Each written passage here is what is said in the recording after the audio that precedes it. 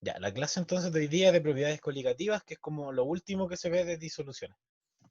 Las propiedades coligativas, bueno, antes de hablar un poco de las propiedades coligativas, hay que ver dos temas que no vimos, no se vieron en la clase anterior, que fue el tema de la dilución y el tema de la mezcla. Ya vamos a ver qué significa.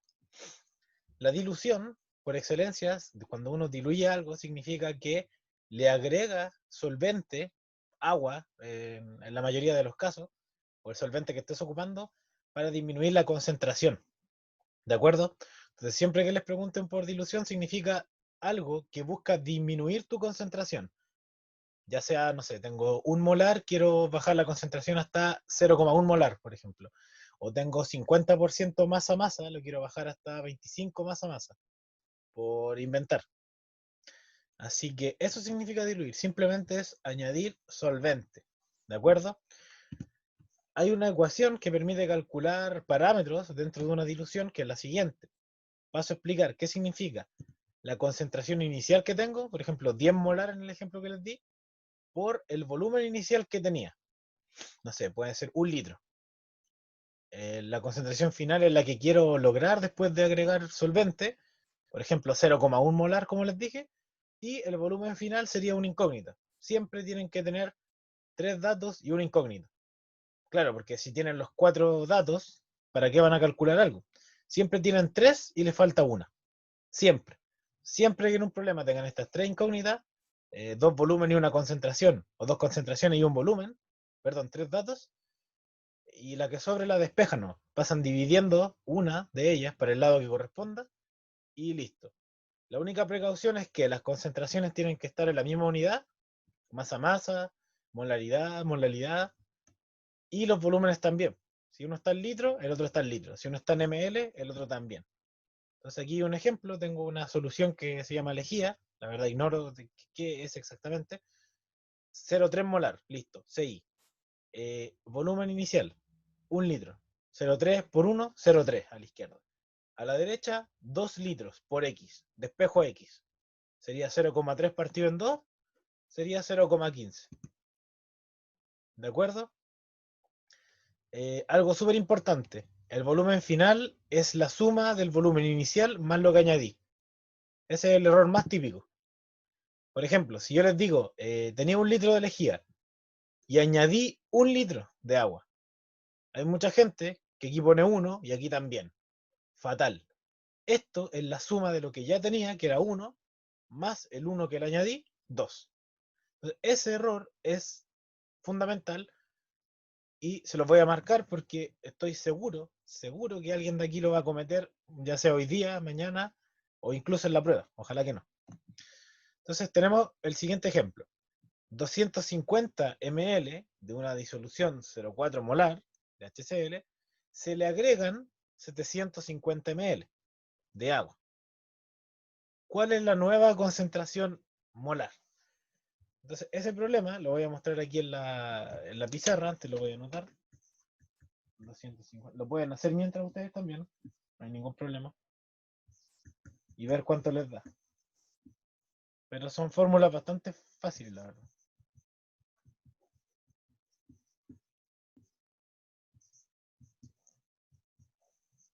Ya. Vamos a dejar de compartir la pantalla.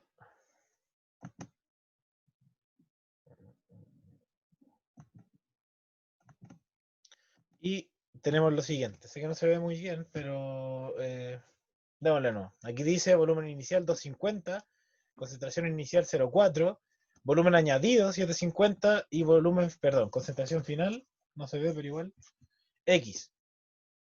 ¿Qué dice la ecuación? Concentración inicial por volumen inicial igual a final por volumen final. ¿Cierto? La inicial 0,4 molar. Volumen inicial 250 ml. Concentración final X y el volumen final, aquí está el error, mucha gente pone 750, malo. Es el añadido más lo que tenía, 750 más 250 es 1000. O sea, aquí va 1000. Por lo tanto, la respuesta correcta sería 0,4 por 250 dividido en 1000. 250 lo pueden simplificar con el 1000 y les va a quedar un cuarto, ¿cierto?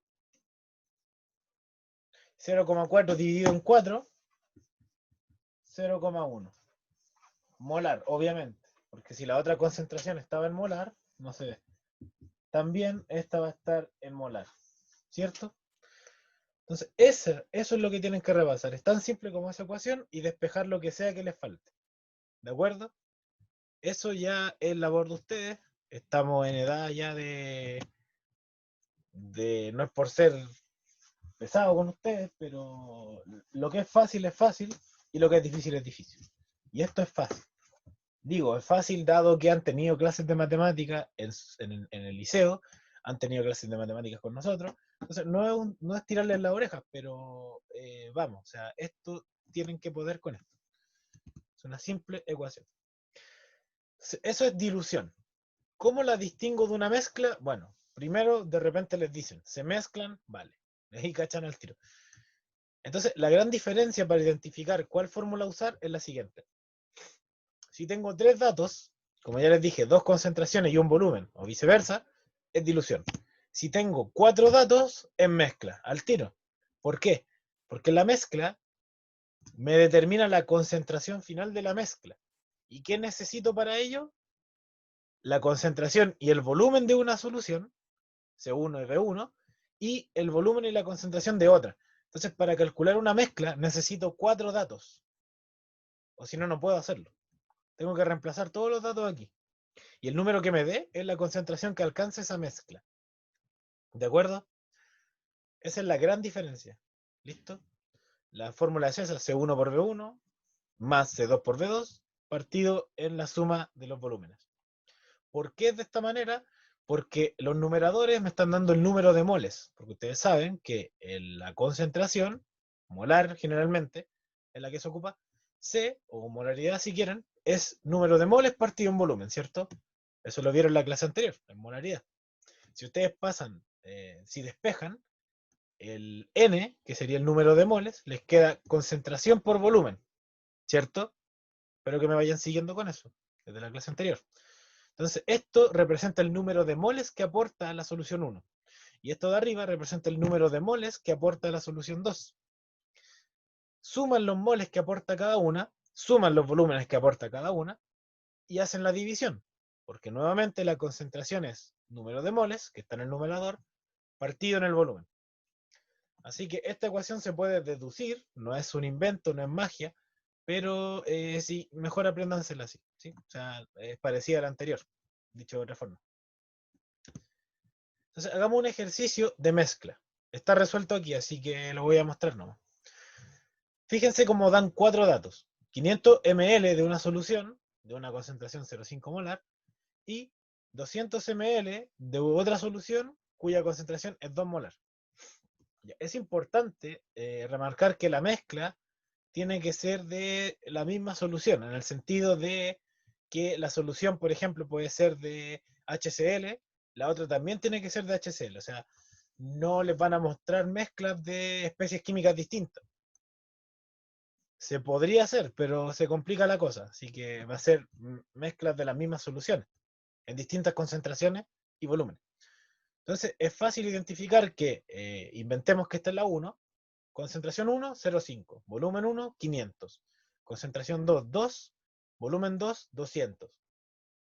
Reemplazan los números aquí, o sea, si quieren pueden hacer que esta es la 1 y esta es la 2, da lo mismo, pero respeten, o sea, los 500 ml van con los 0,5 molar. No quiero que pongan 500 ml multiplicados con 2. Eso ya estaría mal. ¿Ya? Entonces, hagamos como lo dije al principio. Ahí están los datos. Llegue y reemplace. Muchos problemas son así. Y espero que los tengan buenos porque literalmente es reemplazar, ¿no? Entonces, 0,5 por 500, ahí usan su matemática, 250. 2 por 200, 400. Y la suma de los volúmenes, 700. La respuesta final es 65 partido en 70, que si lo calculan como una división a mano, ¿ya? Les da 0,92. Cada vez que practiquen con estos ejercicios, sean de la guía, sean de una presentación, del DEMRE, de ensayos del Pedro de Valdivia, de ensayos de otro preuniversitario, jamás usan su calculadora. La persona que usa su calculadora está retrocediendo en su estudio, porque la prueba es sin calculadora. Entonces, por más que ustedes digan, ay, es que me cuestan los decimales y los números, no, háganlo ustedes a mano. ¿Por qué les digo eso? Porque todos los años veo gente, la veía en clase, haciendo estos mismos cálculos con calculadora. Y le dije, ya, vale, perfecto. Puede que en la universidad tú uses la calculadora o te dejen usarla en las pruebas. Está bien, está bien. Pero lamentablemente en la prueba no te dejan. Entonces hay que acostumbrarse, por lo menos para la prueba, que todo lo que te ponen a manito. ¿Ya?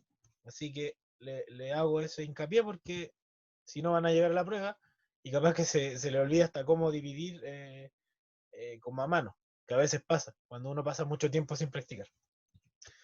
Vale, tenemos otro ejercicio que se los voy a dejar de tarea. Ya, estos ejercicios se los voy a dejar de tarea. El primero lo pueden hacer con lo de la clase anterior, ¿ya? Y el segundo lo pueden hacer con lo que vimos recién.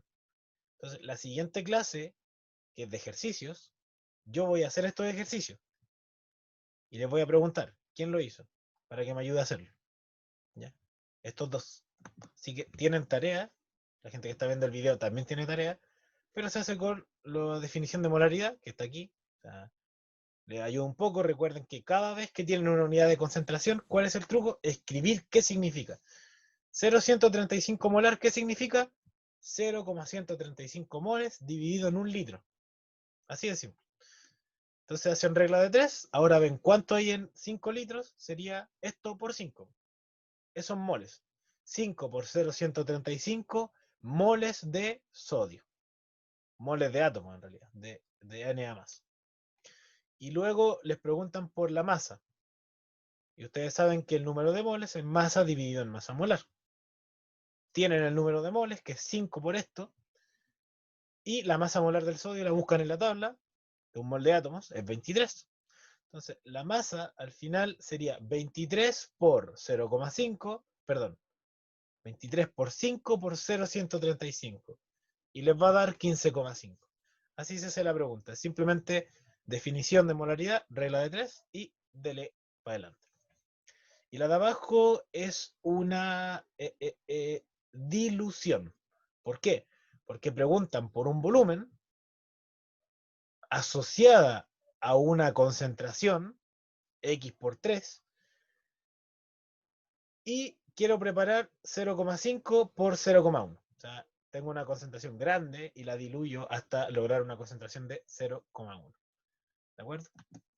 Y me preguntan el volumen inicial. ¿Ya? Bueno, ahí está la respuesta de la que acabo de decir. Así que ya no quedó tan de tarea. Se me había olvidado. Entonces lo que les dije, 3 por X, porque no sé qué volumen inicial tenía de esta solución, y quería disminuirla hasta 0,1 y llegando hasta 500 ml o 0,5 litros. Por lo tanto, el volumen inicial era muy pequeño y eran 16 ml.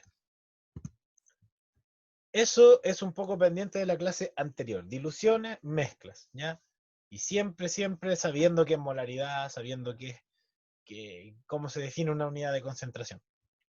¿Ya? Como una masa partido en un volumen. ¿De acuerdo? Bueno, puede ser masa partido en masa, pero la mayoría del tiempo no. Entonces hoy día la materia nueva son las propiedades coligativas de la materia. Esto es súper interesante y se usa en muchas áreas de la ciencia. ¿Qué son las propiedades coligativas? Son básicamente propiedades asociadas a los solventes, ¿ya? Y cómo la adición de solutos, es decir, cómo la concentración que tiene una solución, sea más grande o menor, ustedes ya deberían saber que soluciones concentradas son aquellas que tienen bastante soluto, o sea, la razón soluto partido en solvente es grande. Nunca el soluto es mayor que el solvente, si no pasaría a ser solvente. Recuerden que el solvente es el que está en mayor proporción de los dos, ¿ya? Y ambos forman la solución, soluto más solvente. Pero cuando me refiero a que es grande, es que la razón, la concentración es alta. Por ejemplo, 1 molar, 2 molar, no sé, 40% masa-masa, 50% masa-masa, etcétera. ¿ya? Y eso va a tener un efecto en propiedades físicas, como el punto de ebullición, que de física común ya deberían saber que es el punto de ebullición, la temperatura exacta en la cual una sustancia pasa del estado líquido al estado gaseoso, y también afecta la temperatura de fusión, ¿ya? Que sería la temperatura a la cual una sustancia a una determinada presión fija pasa del estado sólido al líquido, ¿de acuerdo? Y deberían recordar también que los cambios de estado ocurren a la misma temperatura, por lo tanto, el punto de fusión, en términos numéricos, es equivalente al punto de congelación, y el punto de ebullición es equivalente numéricamente al punto de condensación, por inventarle un nombre, ¿de acuerdo? Eso de física de la clase de calor 2. Va a ser muy útil hoy día. Entonces vuelvo al tema de propiedades coligativas. Son propiedades de los solventes, como ya les dije, puntos de fusión. También vamos a ver la presión osmótica, que es como la presión que se ejerce cuando se está desplazando cierta eh, masa de soluto para equilibrar las concentraciones, que es lo que pasa al final en la osmosis. Por eso se llama presión osmótica. Ustedes saben que los solutos, la concentración de especies químicas, pueden ser iones, pueden ser moléculas, ustedes ya lo han visto bastante bien en membrana plasmática, ya les dije que la ciencia es integrada, por lo tanto estas clases se hacen muy entretenidas, muy enriquecedoras si es que han repasado la otra. Entonces, vamos a ver, ustedes saben que en la membrana plasmática hay tipos de difusión, ¿verdad? La difusión es una transferencia al final de especies químicas que se mueven en cierto sentido respecto a un gradiente de concentración, ¿cierto? La mayoría del tiempo la que es favorable energéticamente son aquellas que se mueven a favor del gradiente de concentración. O sea, ese término de a favor, en contra, yo lo uso un poco de otra manera, pero claro, son los que se mueven donde hay mayor concentración o donde hay menor concentración. Eso quiero decir yo, ¿de acuerdo? Con el fin de lograr cierto equilibrio. Y cuando ese proceso ocurre, hay una cierta presión que se ejerce. Y esa presión va a ser la presión osmótica, que va a ser la cuarta propiedad coligativa. Dos, ya se las mencioné. ¿Cómo cambian los puntos de fusión y ebullición eh, cuando al final yo estoy agregando soluto?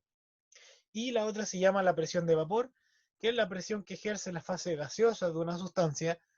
eh, Básicamente eso, o sea, si yo tengo un recipiente tapado, veo cuántas moléculas están en estado gaseoso a cierta temperatura, y esas moléculas de gas van a ejercer cierta presión sobre la tapa del recipiente para medirla. Obviamente, si tengo más moléculas, más presión van a ejercer, ¿no? Eso es lo que vamos a ver.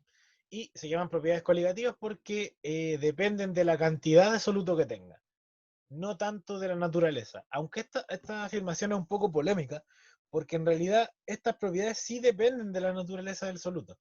Y ya vamos a ver por qué. Porque hay algo que se llama el factor Van Hoff. Es decir, ahora también van a recordar de sus clases de enlaces por qué o cómo una sustancia iónica va a multiplicar el efecto de estas propiedades respecto a compuestos que son más bien covalentes o que no están formados por enlaces iónicos, ¿de acuerdo? Entonces esta clase integra todo, física, química, entonces un resumen de prácticamente todo el año.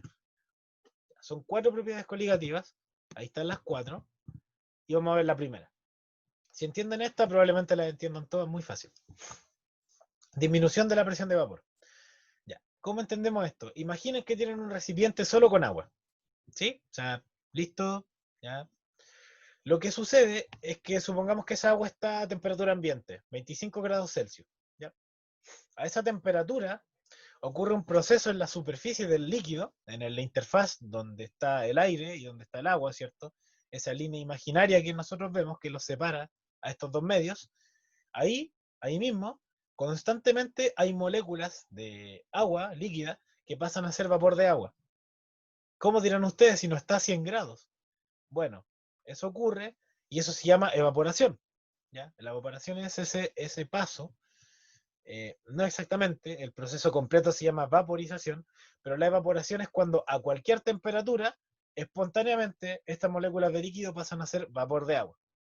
Y la ebullición es la temperatura exacta a la cual se revuelve todo el líquido y todas comienzan el proceso a cambiar de estado. Entonces, la ebullición es ese proceso turbulento donde cuando hierve la tetera toda el agua se revuelve y forma burbujas, y la evaporación ocurre a 30, 50, 60, son un par de moléculas nomás las que pasan de forma espontánea. Eso hay que tenerlo súper claro. Entonces, yo tengo esa agua líquida sola a cierta temperatura. En algún momento la voy a calentar hasta su punto de ebullición, que en condiciones normales, es decir, presión de una atmósfera y agua pura, es decir, agua sin soluto, es decir, una solución de concentración cero, digámoslo así, solo solvente, eso ocurre a 100 grados Celsius. Cuando yo llego a 100 grados Celsius, básicamente, que el monito de aquí de la izquierda, hay, por ejemplo, aquí no sé cuántas habrán, 15 moléculas de agua que están pasando a estado de, perdón, todas pasan al estado de gas, ¿cierto?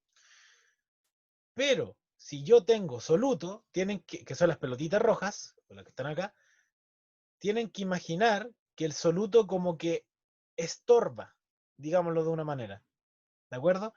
Es como que estas moléculas, para pasar del estado líquido a gaseoso, necesitan energía.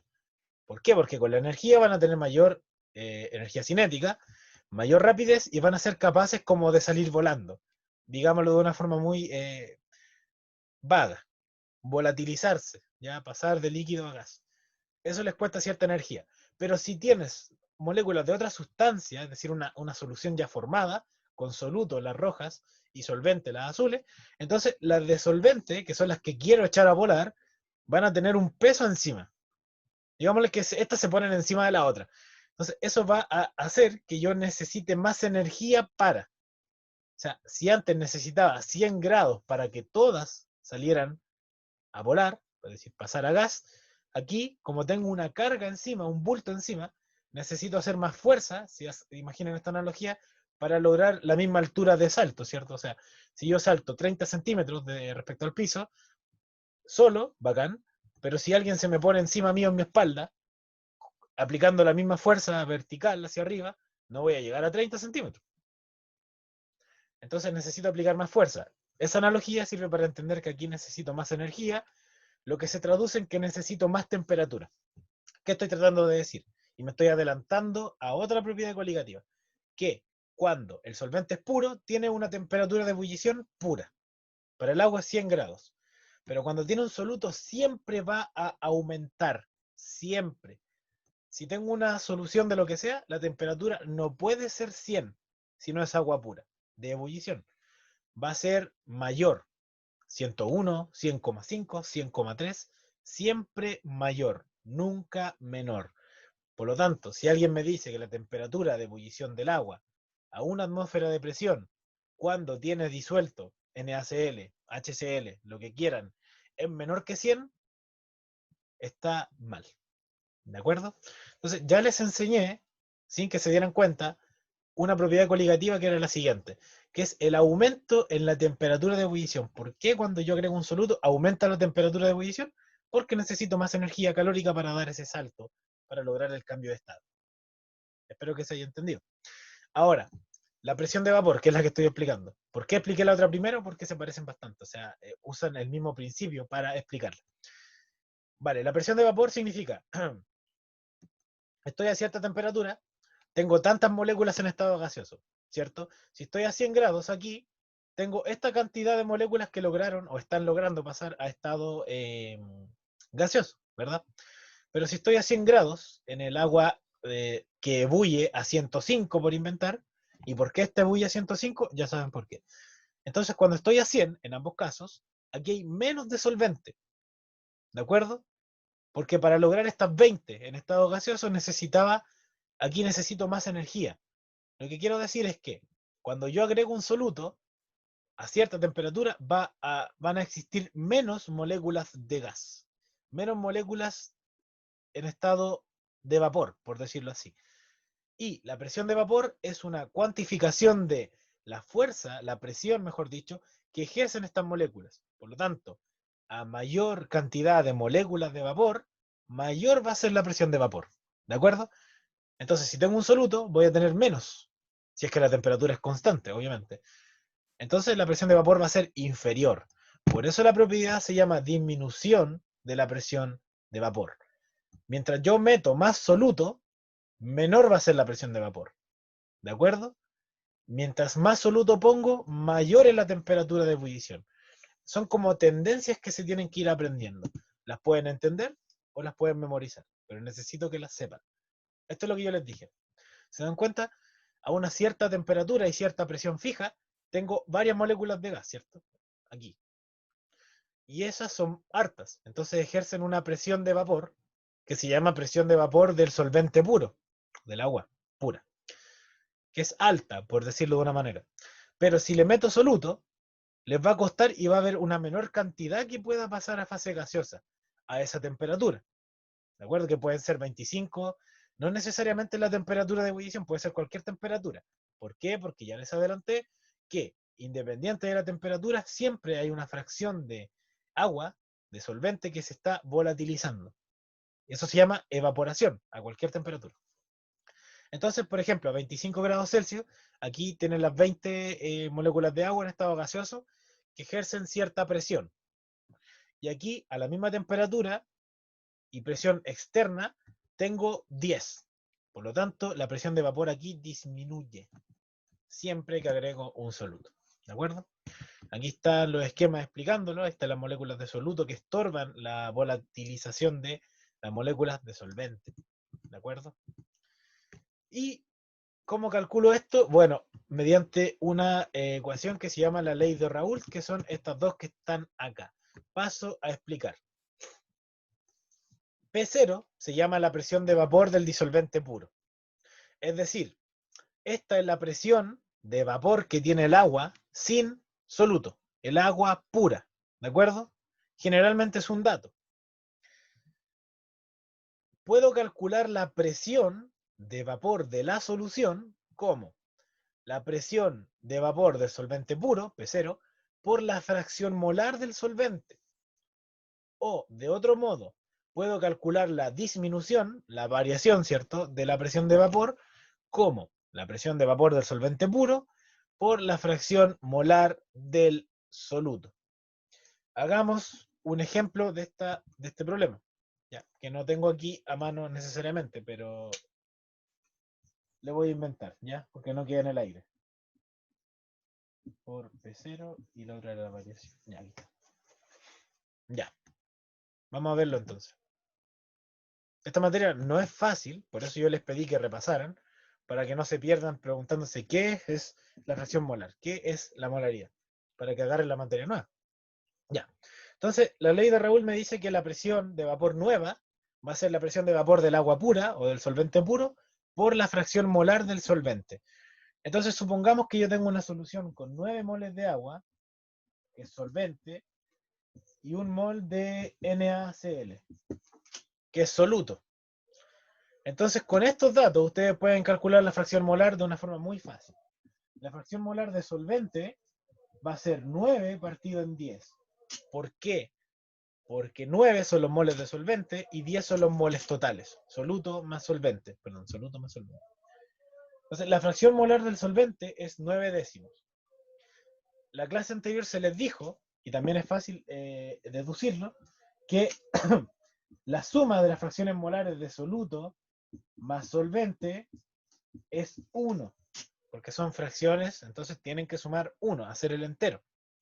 Dicho de otro modo, si yo conozco la fracción molar del solvente, ya conozco la del soluto. Sería lo que me falta para llegar a 1. En este caso, la fracción molar del soluto, que también la podían calcular como 1 partido en 10, pero la vamos a calcular como 1 menos 9 décimos, ¿cierto? Que sería 1 décimo, dicho de otro modo. 1 décimo. Y ahí tengo las fracciones molares. Ojo, hay que estar atento a lo que me preguntan. Hay problemas donde preguntan la variación y en otros donde preguntan la presión de vapor. Aquí yo les pregunto la presión de vapor que tiene la solución. Entonces es P, no delta P.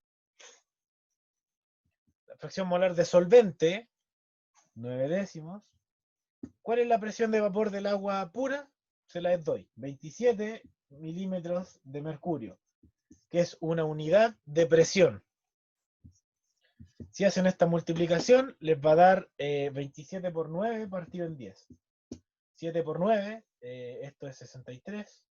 9 por 2, 18, más 6, 24. 2,43 dividido en 10, 24,3.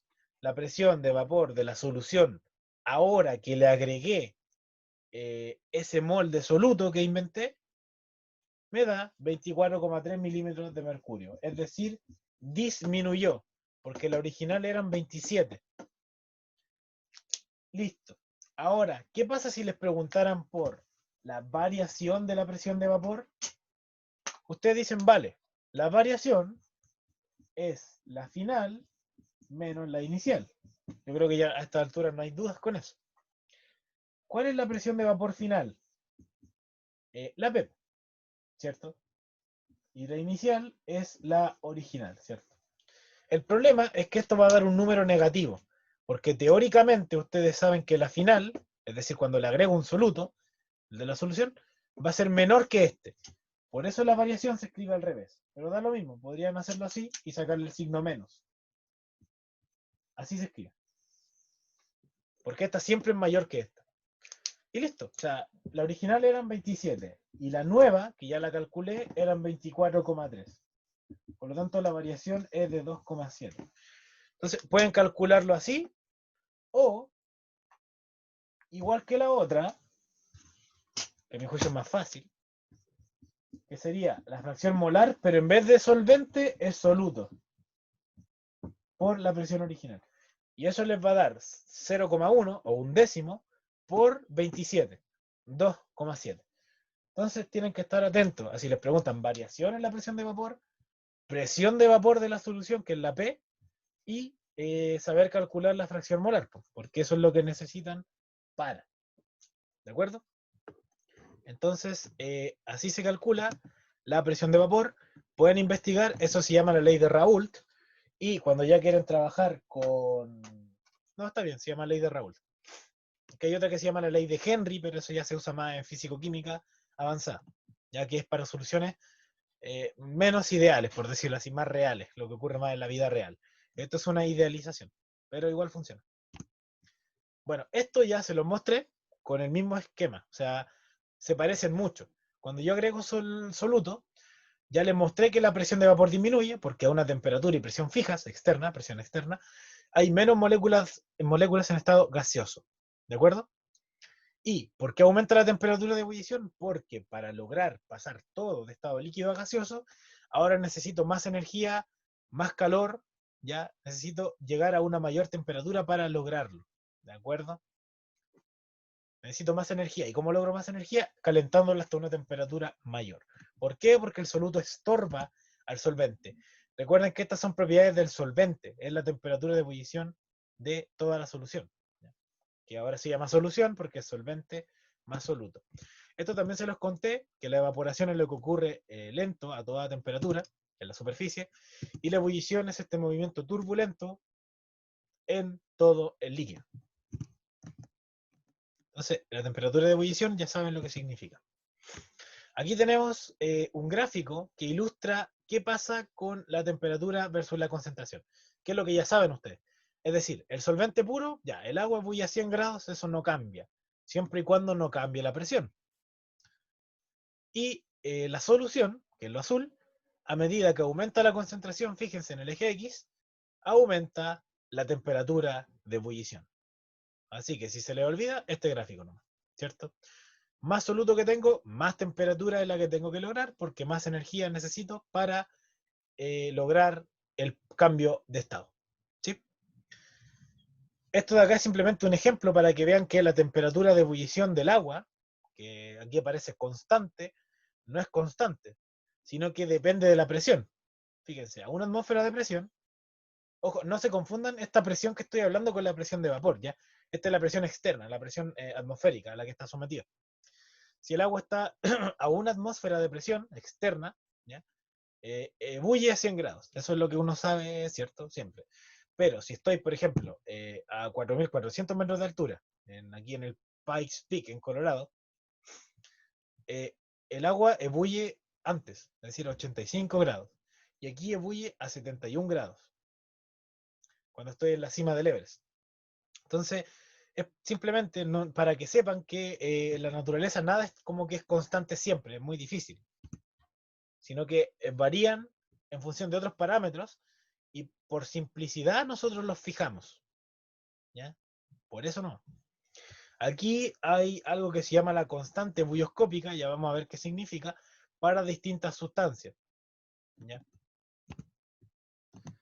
Entonces, ya saben la fórmula de la presión de vapor, que sería la presión de vapor de la solución, sería la fracción molar de solvente por la presión de vapor del disolvente puro. O la variación en la presión de vapor es la fracción molar del soluto por la presión inicial. O la resta nomás de la presión del solvente puro menos la presión de la solución nueva. Bueno, pero la fórmula anterior no se usa tanto como esta. Entonces, si quieren que se les olvide una, que se les olvide la anterior, pero no esta. No esta, por favor. Esta sí que la preguntan mucho.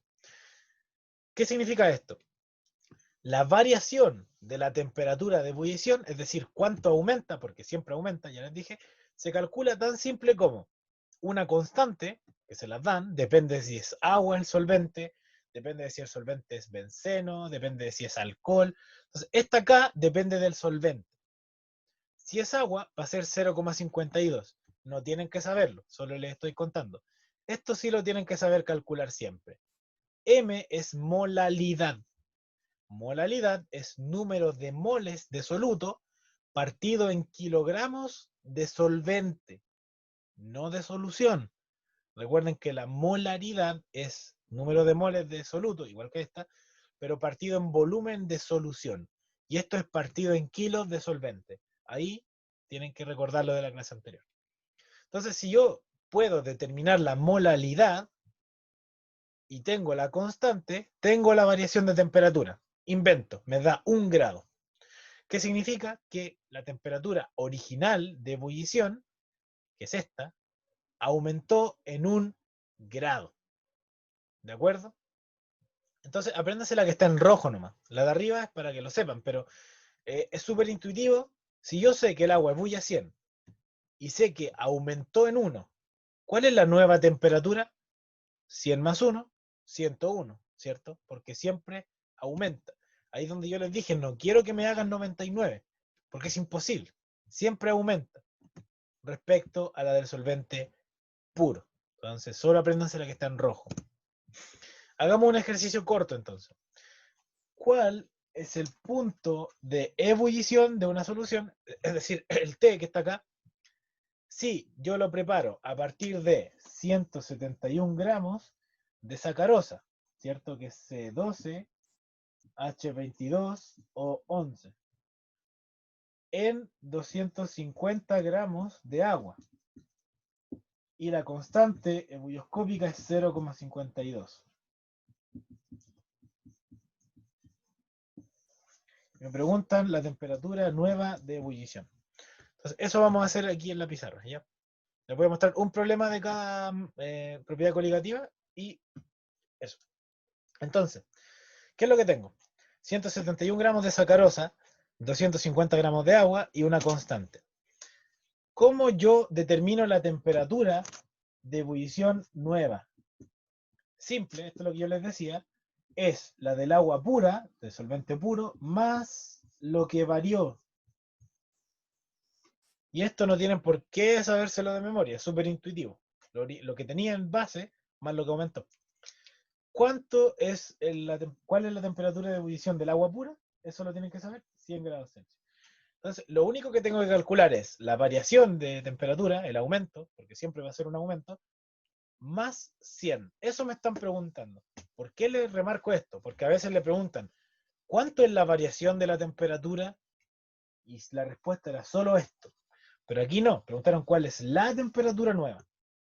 Entonces, esas cosas de comprensión lectora van por su parte.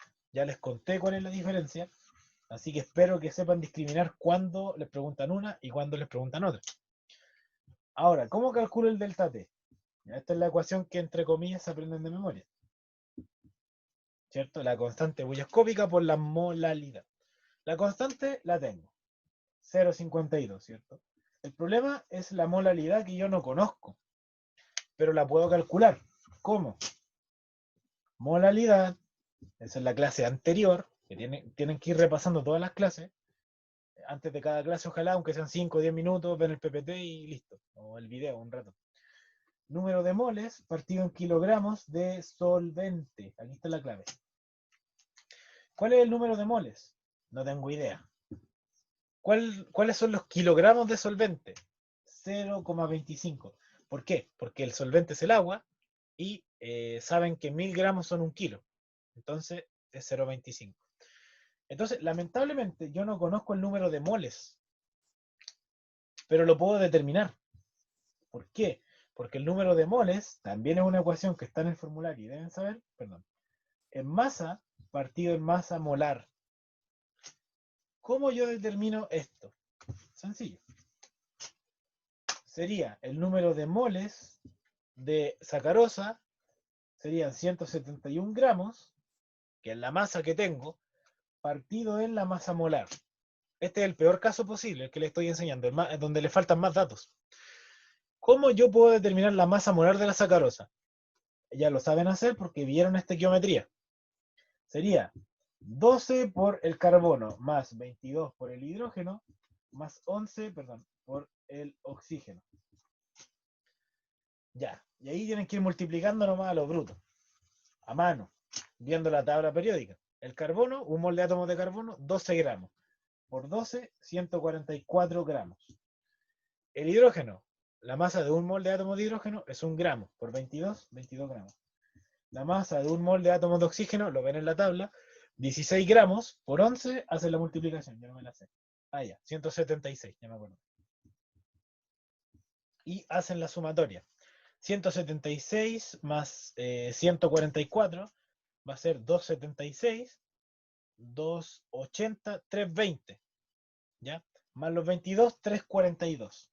Si no lo vieron, tarea para usted. Entonces, la masa molar es 342 gramos por cada mol. Si tengo 2 moles, es el doble. Y así. Estequiometría. Listo. Esto lo hice a propósito para que me diera 0,5. Es decir, tienen que darse cuenta que lo de arriba es la mitad de lo que está abajo. Por lo tanto, el número de moles que tengo es 0,5. Por lo tanto, la molalidad es el número de moles que ya calculé, 0,5, partido en los 0,25, que son los kilos de agua, de solvente. Dicho de otro modo, la molalidad es 2, porque lo de arriba es el doble de lo de abajo. Y ahí tienen que ir para atrás. Avanzan como 5 fórmulas y van volviéndose hacia atrás. Y al fin, la temperatura, la variación de temperatura de ebullición es los 0,52 por la molalidad, que eran 2. Esto era mol partido en kilogramos. Se van las unidades y me queda 2 por 0,52. Es decir, la temperatura de ebullición varió, aumentó 1,04 grados Celsius. ¿Es esta la respuesta? No. La respuesta sería los 100 más esto. Es decir, la temperatura de ebullición de la solución de sacarosa es 101,04 grados Celsius. Y la variación es 1,04 grados Celsius. Eso es un problema completo. No es por presumir, pero más completo imposible respecto a que les puse el peor caso posible. ¿Ya? Es decir, no deberían preguntarle algo más largo que esto. El problema más largo posible de esta materia. Porque no sabían nada. Tenían que llegar hasta determinar la masa molar. Pero hay casos donde va a ser muy simple, les van a dar el número de moles, les van a dar los kilos de solvente, y ahí tienen la moralidad directa, ¿cierto? Le hubieran dado 0,5 moles, por ejemplo. Entonces, por eso lo hice difícil, entre comillas, para que vieran qué tal. Y aquí está la respuesta y cómo se hacía, ¿de acuerdo? Los pasos que hay que seguir. Ahora, la tercera propiedad se llama disminución en la temperatura de congelación. ¿Por qué? Porque usando la misma lógica, el agua congela a 0 grados Celsius, ¿verdad? Para congelar tiene como que empaquetarse, es decir, formar interacciones fuertes entre las moléculas de agua. Pero si yo tengo un soluto entre medio estorbando, recuerden estas pelotas rojas dentro de las azules, voy a necesitar disminuir aún más mi energía para reforzar un poco esas interacciones intermoleculares y desplazar las moléculas de soluto. Claro, porque si el agua quiere formar interacciones fuertes entre ellas para ser sólida, va a tener que eliminar, por decirlo así, esas impurezas que tiene. Y para eso necesita disminuir mucho la energía, para juntarse más, ¿cierto? Entonces, por eso, el agua congela a 0 grados Celsius, pero una solución congela a menos.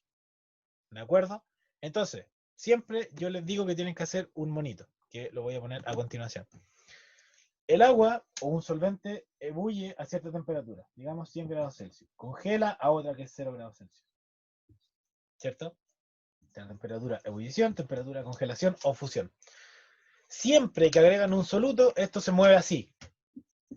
Esta aumenta y esta disminuye. Siempre, siempre.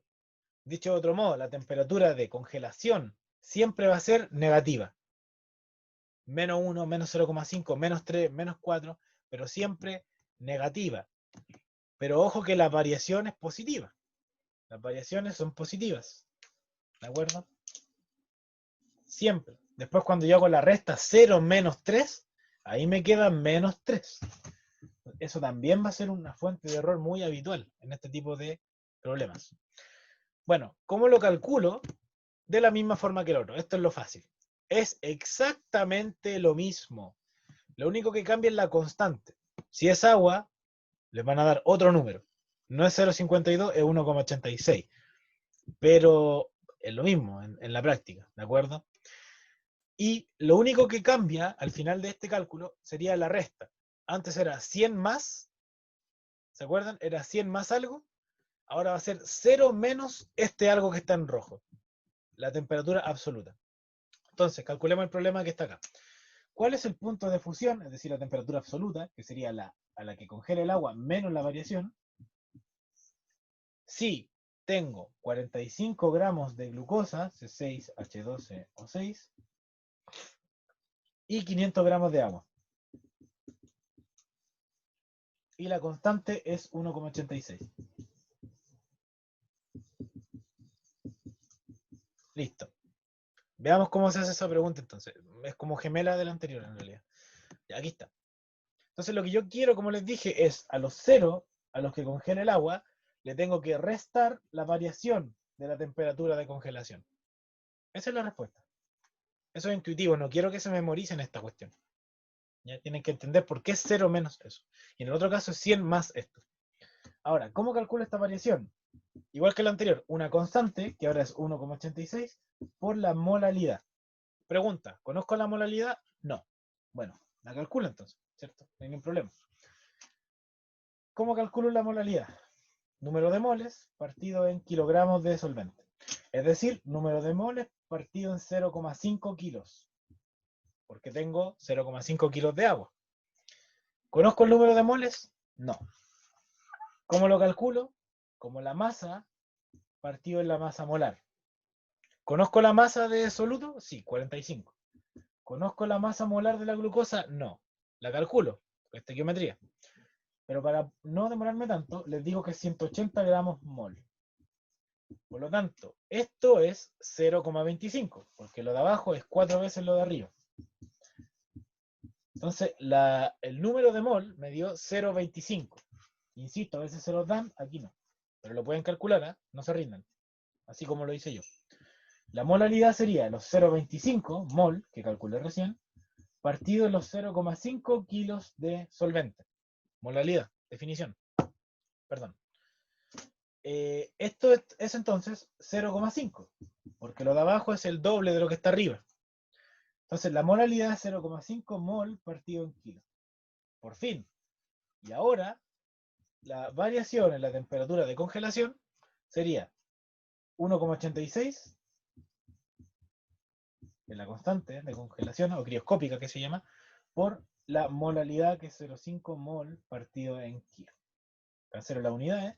y me queda que la variación, perdón, en la temperatura de congelación es 1,86 por 0,5, es decir, la mitad de 1,86. Que, si no me equivoco, la variación es 0,93. Ahí ustedes me pueden ayudar corroborándolo después.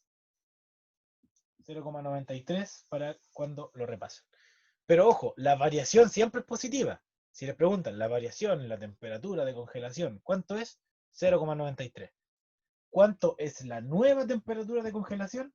Bueno, el agua congela a cero. Como siempre baja, recuerden el dibujo, se le resta esto. Por lo tanto, la nueva temperatura de congelación es menos 0,93 grados Celsius. Y la variación es lo que está en rojo, 0,93. Esos son los cuidados que yo les puedo decir. Aquí está explicado. Esto está mal, dice un aumento, debería decir variación. Ahí ya se los corrijo y les subo el PPT al tiro en un rato. Eso es entonces la temperatura de congelación. Ahí tienen un ejercicio muy bonito porque con los mismos datos calculan los dos, que también vamos a hacer en la siguiente clase. Este es más de desarrollo, ¿ya? Pero igual recomiendo que lo estudien. Traten de hacerlo. Sacar la temperatura las temperaturas de congelación y ebullición para estos datos. Y es interesante porque les dan una concentración física, entonces tienen que traspasar esto a una unidad de concentración química. Seguro les mostraron fórmulas para hacerlo. La otra clase les voy a mostrar que no es necesario saberse ninguna fórmula para pasar de molaridad a masa-masa. ¿De acuerdo? No es necesario hacerlo bajo ninguna manera. O sea, no es necesario. Voy a ver qué hora es. Espérense un poco. Tengo que dejar de compartir. Ya son las 11:39, ya no nos queda mucho tiempo, pero antes de ver la presión osmótica, ¿saben qué? Les quiero mostrar esa forma que yo les dije porque me importa que entiendan lo que están haciendo, más que se sigan aprendiendo fórmulas. Porque si les encargo fórmulas hoy día, son todas las que están en cuadros rojos. ¿Ya? Entonces, no vamos a hacer este problema, pero les voy a mostrar cómo pasar de 25% masa-masa, ¿de acuerdo? A molalidad. ¿Por qué? ¿Por qué? Porque como el problema tiene que ver con temperaturas de congelación y ebullición, ustedes saben que necesitan calcular la variación como estas constantes por molalidad. ¿De acuerdo? Entonces vamos a ver cómo pasar o cómo calcular en este caso la molalidad. ¿Ya? Tengo 1000 gramos. ¿Ya?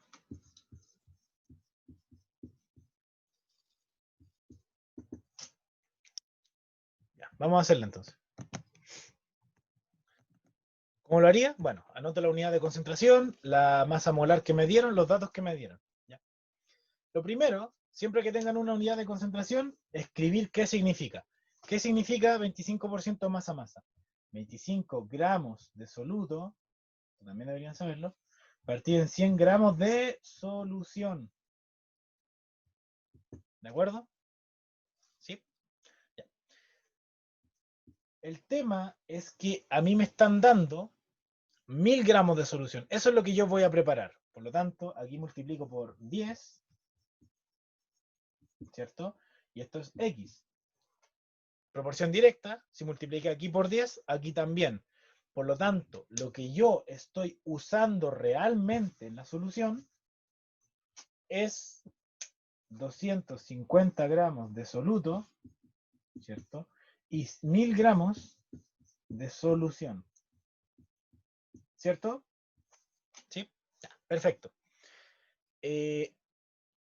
Pregunta que voy a responderme yo mismo, porque les dije que lo voy a hacer como express, es, para la molalidad, yo necesito número de moles de soluto, que lo voy a calcular como la masa que tengo, ¿cierto? Eso ya se los mostré, partido en la masa molar. Entonces, este cociente me da el número de moles de soluto, ya lo tengo, ¿cierto? Masa partido en la masa molar de soluto. Listo. Y tengo que dividirlo en los kilogramos de solvente, ¿cierto? Para lograr la molalidad. Que antes era, ¿se acuerdan? Eran 500 gramos de agua, pero aquí hay una trampita. Esto no son 1000 gramos de agua, es de solución. Entonces aquí tienen que usar la ecuación que ya usaron la clase anterior, según recuerdo, que era que solución es soluto más solvente. Entonces, si hay 1000 gramos de solución, que es la suma de las dos, y ya tengo 250 de soluto, ¿cuánto tengo de solvente? 750 gramos, ¿cierto? O 0,75 kilos. Esto necesitaba que entendieran. 250 de soluto más 750 de solvente, o 0,75 kilos, me da 1 kilo o 1000 gramos de solución. Esa era la clave del problema. Y solo con eso, el problema ya lo tenemos listo. ¿Se dan cuenta o no? O sea, lo único que hizo fue escribir qué significa masa-masa, amplificarlo para obtener la masa real con la que estoy trabajando, que no eran 25 gramos, 250, ¿de acuerdo? Y el problema está listo. La molaridad era tan fácil como 250 dividido en 62, que no lo voy a hacer, este es el número de moles, partido en 0,75. Entonces esto le va a dar mol y esto kilos. Si hacen esto, eso les va a dar la molaridad. Y la variación en la temperatura de ebullición sería los 0,52 por esta molaridad, que la pueden ya calcular, y la variación en la temperatura de congelación era 1,86 por la molaridad. ¿Cuáles eran las temperaturas finales? La temperatura de ebullición era 100, como ustedes ya saben, si es agua, más esta variación. Y la de congelación eran 0 menos esta variación. Entonces, este problema, traten de hacerlo también si pueden, pero ya se los dejé prácticamente resuelto acá. Lo único que deben hacer es reemplazar aquí y meter acá y después esto allá. Entonces, este problema es completo y es más bien de desarrollo. ¿Ya? Pero yo lo preguntaría en la PSU, así, de verdad. O sea, no hay nada que no puedan hacer en 2 minutos, para ser honesto.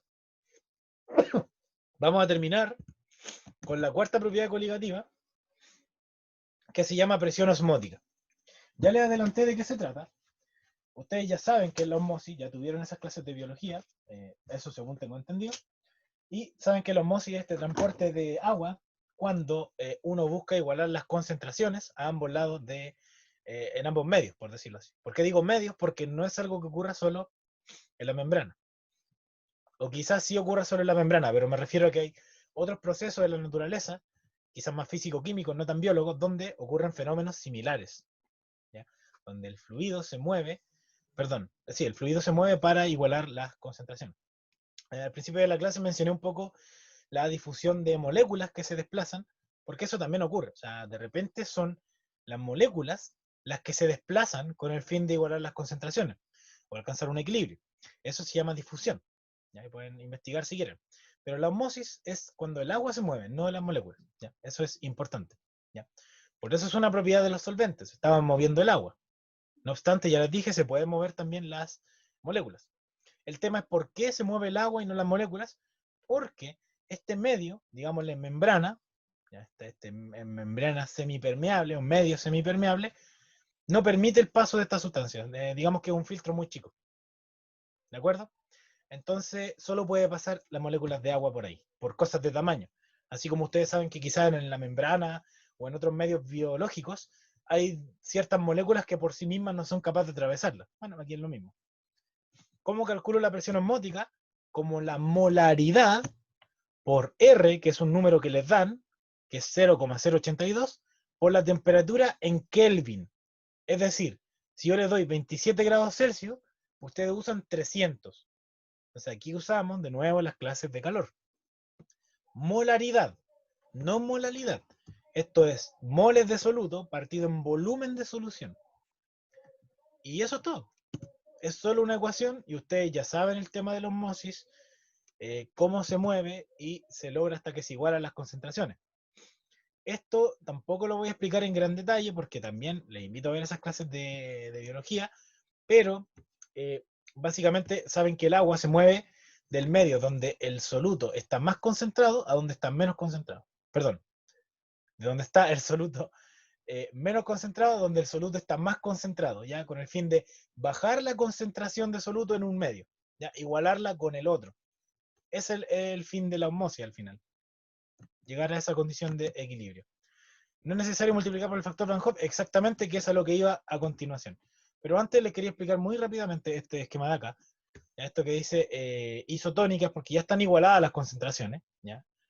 Si asumimos que las moléculas rojas son de agua y las otras de soluto, pueden ver que están equilibradas.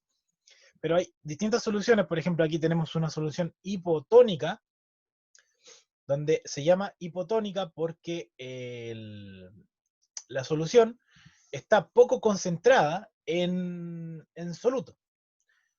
Y por lo tanto, el medio intracelular en este caso está muy concentrado en soluto. ¿De acuerdo?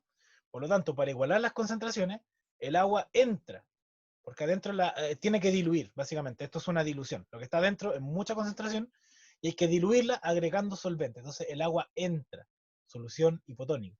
Ahora, si la solución es hipertónica, significa que fuera del medio celular o de lo que sea que es esto, afuera la concentración es muy alta. Entonces el agua de dentro de esta célula sale para igualar las concentraciones.